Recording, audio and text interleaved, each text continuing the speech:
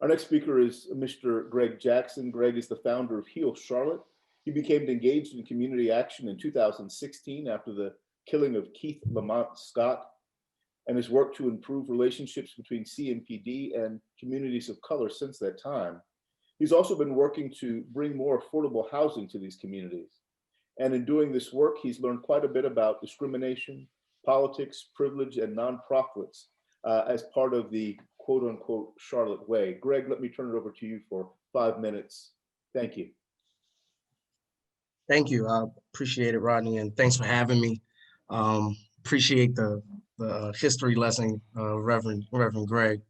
Um, Not necessarily knowing how I'm going to follow that, but um, me getting into housing all started with us having an after-school program in my neighborhood of Orchard Trace condominiums. I'm right behind Hidden Valley, off of 85 and Sugar Creek. Getting into it, I just wanted to help some kids, give them a safe haven, a safe spot to be able to get youth development. And as we started doing that, we started to get involved into the household. For anybody that is a mentor of children, you start to realize that you start to be a mentor to the whole family when you're serving the areas that I'm in. So as I'm serving those areas and starting to look around, I see a lot of the stresses that are inside of the home, and a lot of it comes from being in a low income area, not having access to workforce, not having access to education, and this leading you into a place where you can't afford where you stay at now, as the market rates are going up in Charlotte, and we are now having an audience that isn't born bred from Charlotte. So the people that are used to the lower rates of rent, they're not necessarily getting it now due to outsiders like myself. I'm from New York, but outsiders that come and see this as cheaper rent. So as I'm working with these families, I'm starting to lose families to eviction.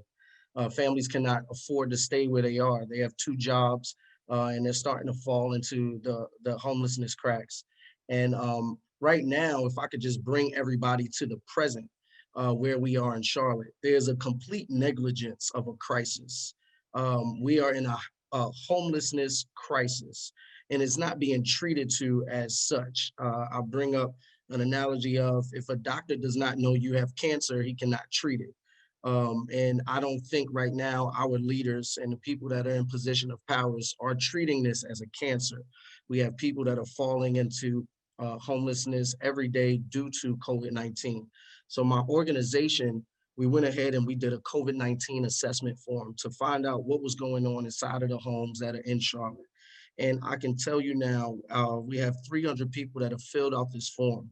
And more than 65% of the people that have filled out this form is making under $30,000 a year, which means they cannot afford anything that is in Charlotte right now. My area, where is Reagan Drive, 85 in Sugar Creek, is one of the more cheaper areas to buy to get apartments and condominiums that are in this area of University. And the rent right now is probably $925 for a 2 bedroom. Most families are not affording that, and they can't. So we have families that have fallen to this crack of homelessness that we're trying to help. But what we see is there's a slow pace of a reacting to really trying to solve this problem. And the biggest issue that I see in the nonprofit world right now, where I'm currently in as the executive director and founder of Heal Charlotte, is the macro and the micro is not working together. We're not coming to a solution. Macro and micro are not working together. Those big organizations that are handling transitional living, rapid rehousing, they're not partnering with the boots on the ground people that are directly associated with these families that are going through. The Salvation Armies, the Roof Above, they do great work, but they are not going to solve this problem by themselves.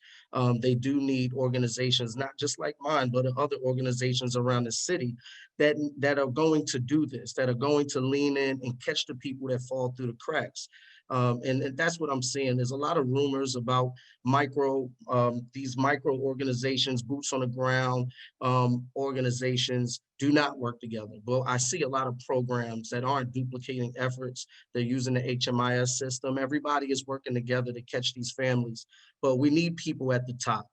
to be able to empower people that are at the bottom so we can really reach out and catch the families that are falling through the cracks of homelessness right now due to lack of employment, laid off hours. These families are hardworking families. These are children that are with these families living in tents. And it is an absolute dire need, and we need to be moving expediently to this. This needs to happen now.